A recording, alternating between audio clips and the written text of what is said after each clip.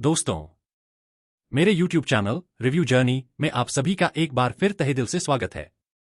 जैसा कि मेरा वादा है, मैं पूरी ईमानदारी से हर OTT प्लेटफॉर्म के टॉप मूवीज और वेब सीरीज का डिटेल रिव्यू आपके सामने रखूंगा। ये सभी मेरे फेवरेट्स हैं। अगर आप भी मेरी लिस्ट से रिलेट करते हो तो कमेंट्स में जरूर बताएं। आपको मेरी लिस्ट में कुछ पुराने वेब सीरीज का जिक्र भी मिलेगा जो शायद आपकी नजरों से रह गए हों, पर मुझे उम्मीद है मेरे रिव्यू के बाद आप उन सभी डिजर्विंग शोज को देखना पसंद करेंगे। आज के एपिसोड में पेश है Z5 वेब सीरीज के टॉप 5 पार्ट 2 का डिटेल्ड रिव्यू। इस एपिसोड के 5वें पायदान पर है मुर्शीद। यह 1990 के दशक के एक नामी गैंगस्टर मुर्शीद पठान की कहानी है जो एक हादसे के बाद अपराध की दुनिया छोड़ देता है। एक मिशन की असफलता के बाद उसका पुराना दुश्मन फरीद उसके बेटे जुनैद की जान के पीछे पड़ जाता है। अपने पुराने संबंधों और संपर्कों के बलबूते फरीद के क्रूर पंजों से अपने बेटे को बचाने के लिए मुर्शीद पठान एक बार फिर से गैंगस्टर के रूप में सक्रिय होता है। इसकी मदद करता है उसका दत्तक पुत्र इंस्पेक्टर कुमार प्रताप, जो एक केस में मुर्शीद के अतीत की परतें खोल रहा होता है। इस कहानी में पॉलिटिकल एंगल का टच भी शामिल है। फरीद और जयेंद्र यादव नाम के पॉलिटिशियन का आगामी चुनाव के लिए आपस में गठबंधन होता है। इसके जवाब में मुर्शीद पठान नया दौर पार्टी के लीडर नामदेव कुलकर्णी से हाथ मिलाता है। जुनैद के साथी सलीम के मर्डर और मुर्शीद द्वारा फरीद के करीबी अजय वर्मा को निशाना बनाने से इनके बीच की दुश्मनी अपने चरम पर पहुंच जाती है। चुनाव के नजदीक आने के साथ ही बहुत कुछ दांव पर लगे होने के कारण फरीद और मुर्शीद पठान शह और मात के इस खूनी खेल के उस मोड़ पर पहुंच जाते हैं जो शहर का भाग्य और चुनाव के नतीजों को तय करता है। मुर्शीद पठान के किरदार को के मेनन ने बड़ी शिद्दत से निभाया है। शुरुआत में उन्होंने थोड़ा समय लिया है, पर धीरे धीरे वो इस किरदार के शेड्स को अपने चेहरे पर दिखाने में कामयाब रहे हैं। फरीद की भूमिका में जाकिर हुसैन ने अपेक्षा के अनुसार शानदार काम किया है। कुमार प्रताप की भूमिका में तनुज वीरवानी और जयेंद्र यादव के रोल में राजेश श्रृंगारपुरे का काम उल्लेखनीय है। निर्देशक ने सभी कलाकारों से अच्छा काम लिया है, पर उसे अच्छी स्क्रिप्ट का साथ नहीं मिला है, जिसके कारण इस सीरीज में स्वाभाविक थ्रिल नदारद है, बल्कि कलाकारों के अभिनय से भावनात्मक प्रसंग काफी प्रभावी बन पड़े हैं। संपादन काफी चुस्त है और इसने काफी हद तक कहानी को बोझिल होने से बचाया है।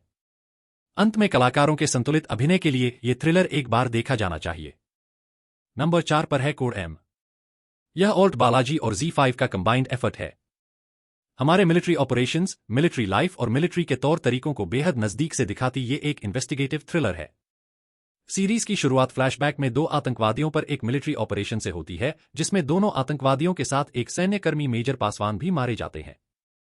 अपने प्रोटोकॉल को फॉलो करते हुए सेना इस मुठभेड़ की इंटरनल इन्वेस्टिगेशन करवाती है। इस मुठभेड़ में जिंदा बचे मेजर शक्ति और मेजर गौरव अपनी कहानी की कई कड़ियों को जोड़ नहीं पाते और सेना द्वारा इस ऑपरेशन को फर्जी करार दिया जाता है। इसके बाद मरे आतंकवादियों में से एक की मां अपने पुत्र के लिए न्याय की गुहार लगाती है।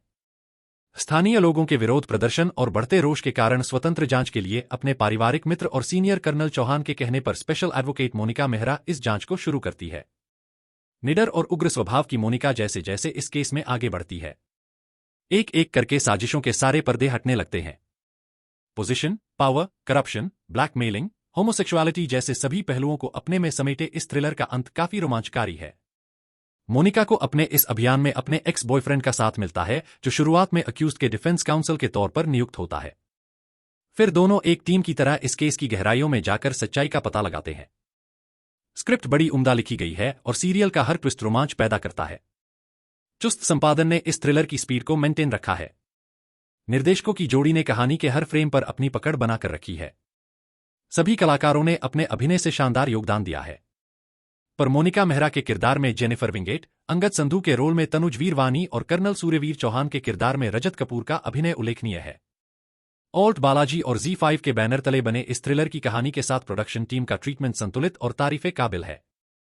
अंत में एक शानदार स्क्रिप्ट, शानदार निर्देशन, शानदार अभिनय के कारण रोमांच से भरे इस थ्रिलर को जरूर देखा जाना चाहिए। नंबर 3 के पायदान पर है सनफ्लावर 2। सीजन 1 के अंत में जो उत्सुकता, रोमांच और सस्पेंस अधूरा रह गया था, उसी का विस्तार है सीजन 2। कहानी के लिहाज से, निर्देशन के लिहाज से, अभिनय के लिहाज से सीजन 1 की क्वालिटी को मेंटेन रखा गया है। एक अच्छी कहानी के साथ बड़ा ही डिसेंट और प्रॉपर ट्रीटमेंट किया गया है। यह सीजन रंगों के लिहाज से आपको ज्यादा सुंदर और रंगीन दिखता है। ग्रे शेड्स से भरे किरदारों का प्रेजेंटेशन बड़ा ही कलरफुल है। सिनेमेटोग्राफर का काम वाकई तारीफ के काबिल है। बस एक कमी है, प्रोडक्शन हाउस सीजन 1 की सफलता को भुनाने का लालच नहीं छोड़ पाया है और साफ साफ इस सीजन का इस्तेमाल आगे और नए सीजन बनाने के बुनियाद के तौर पर किया गया है। सीजन 2 में फ्लैशबैक की मदद से और नए किरदार सस्पेक्ट के रूप में जोड़ दिए गए हैं। सबके पास हत्या का मोटिव है या फिर वो इसमें अनजाने में शामिल है। किरदारों के अनावश्यक विस्तार से लेखक को स्क्रिप्ट की लंबाई तो मिल गई, पर अंत में सबको समेटना खासा भारी पड़ सकता है। मेरी व्यक्तिगत राय में एक मर्डर मिस्ट्री के सस्पेंस का अंत एक सीजन या ज्यादा से ज्यादा 2 सीजन में हो जाना चाहिए। अगर ट्रीटमेंट शानदार रहा तो दर्शक उस थ्रिल को हासिल करने बार बार आता है। किसी भी थ्रिलर की रिपीट वैल्यू उसकी एक्चुअल सक्सेस है। बदलते समय और बदलती प्रायोरिटीज के साथ कंटिन्यूटी को मेंटेन रखना खासा चैलेंजिंग होता है। पूरी टीम को आने वाले सीजन्स के लिए मेरी बहुत बहुत शुभकामनाएं। पिछले सीजन की तरह ही सभी कलाकारों ने शानदार काम किया है। कुछ सीनियर एक्टर्स के किरदार को बेहतर फुटेज के साथ कहानी में महत्वपूर्ण जगह दी गई है। पर रोजी मेहता के रोल में अदा शर्मा, राज कपूर के रोल में अश्विन कौशल और मेड कामिनी के किरदार में अन्नपूर्णा सोनी ने अपने शानदार काम से अचंभित किया है। एक भोले इंसान के रोल में सुनील ग्रोवर का अभिनय शानदार है, पर उनका कैरेक्टर दोहराव का शिकार है।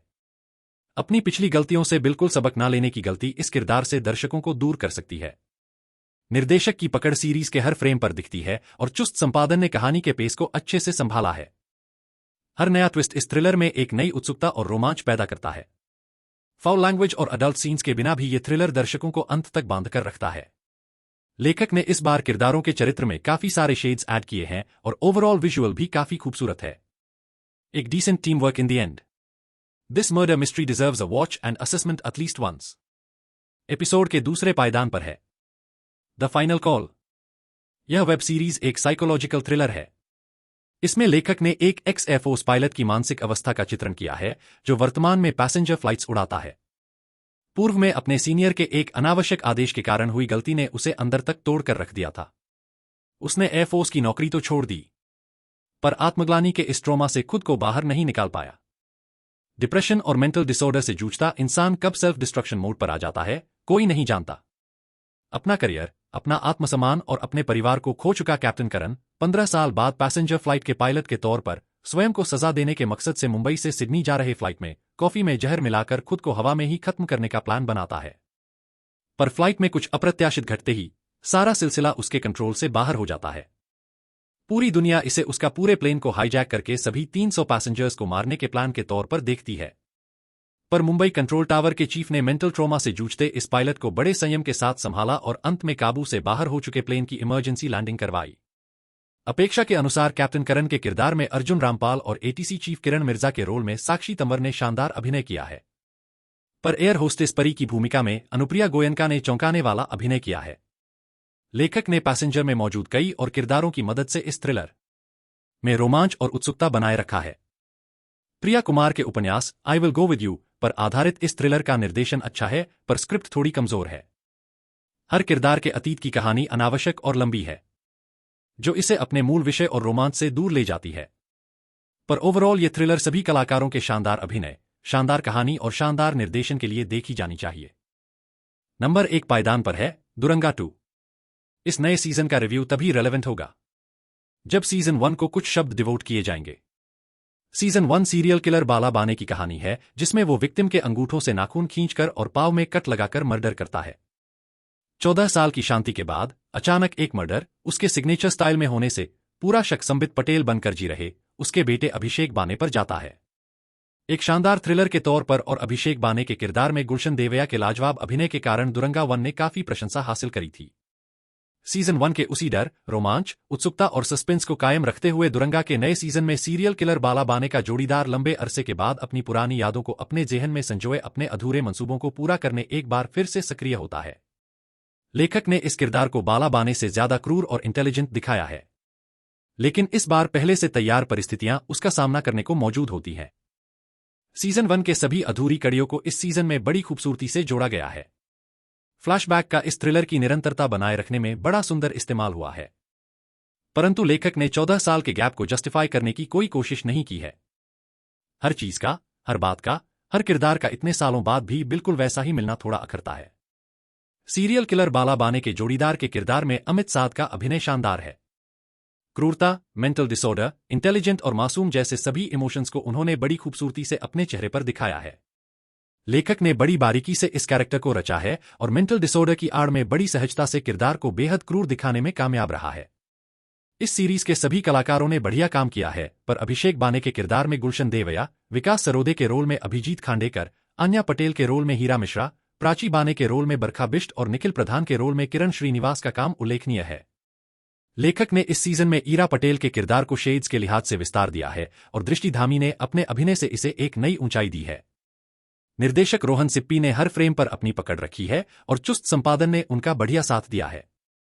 हर लिहाज से एक शानदार सीरियल किलर मिस्ट्री जिसके ट्रीटमेंट में पूरी टीम ने अपना बेहतरीन योगदान दिया है।